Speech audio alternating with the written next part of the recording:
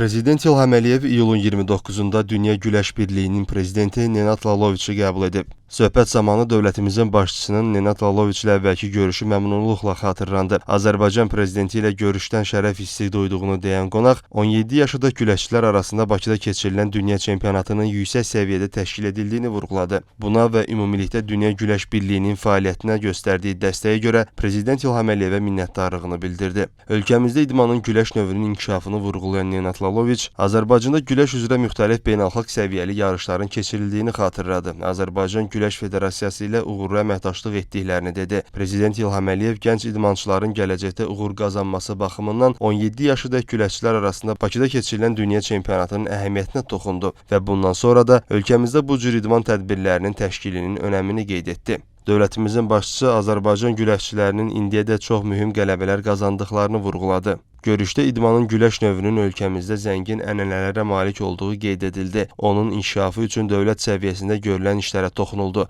Azərbaycanla Dünya Güləş Birliyi arasında əməkdaşlıq məsələləri ətrafında fikir mübadiləsi aparıldı.